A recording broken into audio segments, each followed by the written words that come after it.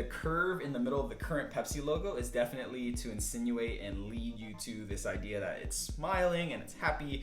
You drink Pepsi on a hot day and it just burns all of the stuff in your throat, right? It's like acidic and just like...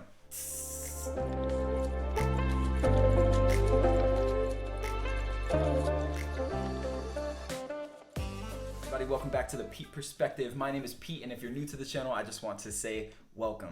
If you don't mind taking a moment, hitting the like button, maybe commenting, subscribing to the channel if you haven't already done so, it would be greatly appreciated because this channel is always growing. It is very much in its infancy stage, and I'm just trying to take care of this new baby of the Pete Perspective on YouTube. So do me a favor and do that. But anyways, look, today we're talking about this idea that every once in a while you get rebrands that we love, right? And we've covered a few of them here on the channel. We've talked about Burger King, we've talked about Colt 45, just a bunch of brands, right? Like Bethel Music. But sometimes there are brands that we love or rebrands that we love, and other times there are rebrands that we're like, oof, right? We could have done that better. In between that are designers that take brands and they essentially say, hey, I think I can do it better.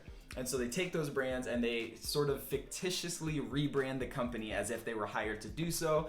And then they go on Instagram and tag the company a bunch of times, which honestly takes a lot of guts because you're essentially saying, hey, I'm a smaller designer, maybe I'm a small studio or whatever, but I think I can do this better than how you're doing it.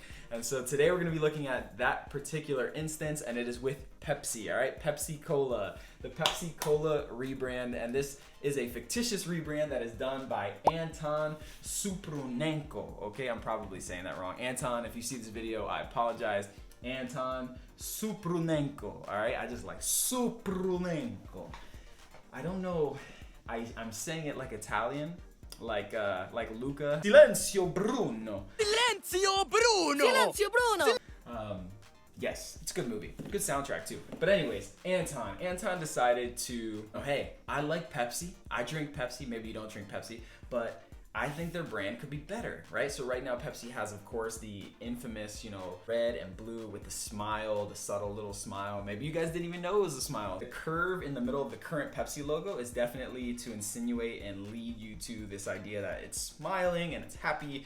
You drink Pepsi on a hot day and it just burns all of the stuff in your throat, right? It's like acidic and just like... So Anton said, hey, I'm gonna tackle that. I think I can do it better.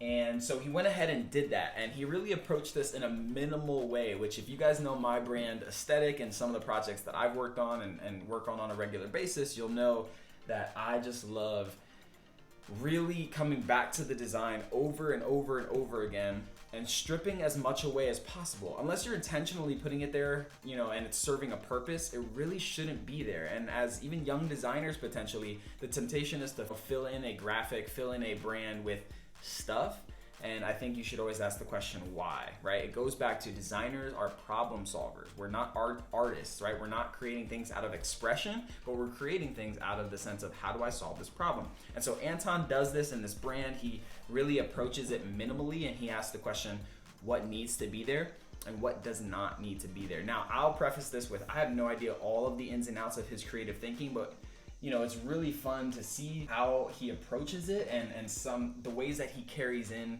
the foundation of the Pepsi brand, but also sort of makes it his own by really minimizing it and stripping some of the things that might not need to be there away. So, we have it on publications. I know he's won some awards for this, fictitious rebrand. And you can see, it's just a white circle with the red inside, right? So you have a red circle with like maybe a 10 to 15 point stroke going around it, and then you have this really beautiful other small circle that's sitting there. But what's cool is that the blue of the can is actually making the bottom part of that circle blue, right? So that lower circle is actually closer to the current logo, if that makes sense, whereas the red circle, which is larger, is probably meant to just catch your eye, draw your attention, right? Sort of like a target. It's like, hey, if you're walking past that in the grocery store, you would really quickly see that big red circle, but then that lower circle on the bottom left of the can has a little bit of blue in it, and it also has a little bit of red in it. And so that circle really speaks to and ties back in the original logo, or the current logo, I should say. So I love that. I love that because I think when you get to a certain point as a company, you don't need to scream at your customers anymore. Know that they can whisper to their audience, because they're buying their stuff. And Pepsi has established itself as one of the leading brands. It is like between Coca-Cola and Pepsi, it is them two, right? You have other people, you have like all of the off-brand sodas, but like when you're talking about soda and pop, whatever you want to call it, that's a debate in and of itself. But it's really Pepsi and Coke. And so I don't think they need to scream at you anymore. I think they could truly just in a minimal way, just really reduce down all of the noise and just say, hey, we're Pepsi. This is what we stand for. This is how we're different from Coke. This is who we are. Take it or leave it. And I love that about this rebrand in particular. You'll see that in all of these examples of the publications, which is a lot of fun. You see the Pepsi Lime, you see the Pepsi, Crystal, Diet Pepsi, Pepsi Zero. All of these different approaches, they all have those two circles and they're all slightly tweaked, but they all, as far as the brand, so some of the cans have different applications of that circle and how that actually plays out. But you know, by and large, it all feels like one cohesive, consistent brand. So I really do like this one. I don't have a lot of like negative things to say. I know that he's worked on it for a long time. He's done a lot of UI UX design for it. So this is clearly like a really big fleshed out fictitious project where he's thought about how does this look on print? How does this look on web? How does this look on a browser icon? How does this look in many different cases and in use cases? And so you can see that here in this really nice like just animation. You can see that he's considered shirts where you have the shirt, you know, in partial red and you have blue and you have the circles and stuff. So that's really cool. It's probably a bit much. I would never rock that, but it is really cool nonetheless. And he also has considered like I said, some of the other brands like Pepsi Max and some of those things where with the zero sugar. I love, one of the things that I do love is that the Pepsi original can is the most minimal and the most consistent, whereas some of the other flavors like the lime and the Pepsi Max, they have the bigger circle on the top right corner. And so it's a really cool way to, within the brand, to say like, hey, this is our flagship product, and then these are some of the other iterations of what we do that probably, I would guess, have way less sales than the actual flagship traditional Pepsi. And so, yeah, I just wanted to cover that really quickly. I think it's beautiful.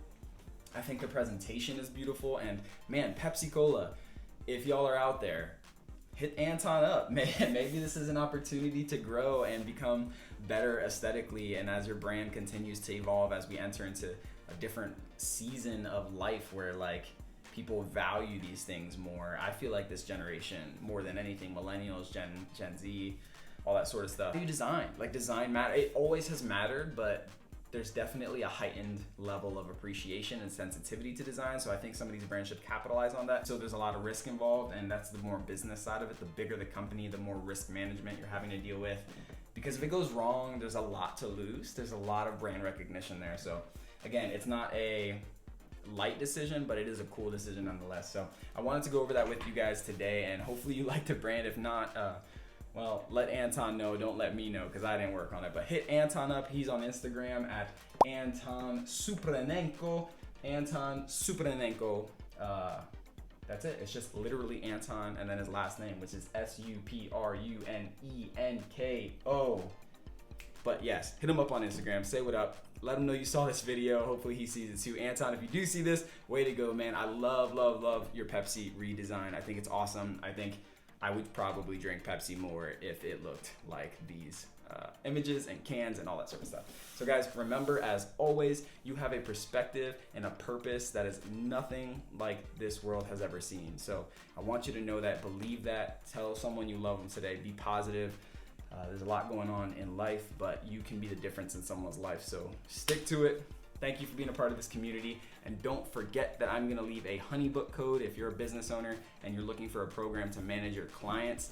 HoneyBook is the way to go. I have a video and link at the end of this one as well. That'll take you to a video where I explain all of HoneyBook and how I use it. But man, use that code. It is awesome. HoneyBook has changed my business. And on top of that, it saved me so much time and money. So yes, I want you to save money. There's a code down below. Hit it up, like the video, subscribe. Thank you for being here. I'll catch y'all in the next one.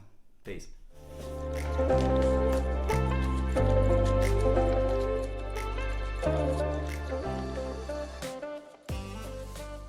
the end of the video, thank you for sticking around, liking this video, commenting, subscribing. It helps the channel out a lot. Catch me on some of the other social platforms. I'm on Instagram and Twitter at Pete__Rodriguez. You could also find me on Dribbble, Behance, and of course my website. And I just want you to know your perspective matters. This is our community. It's you and I. We're in it together, all right? I'll see you guys next time.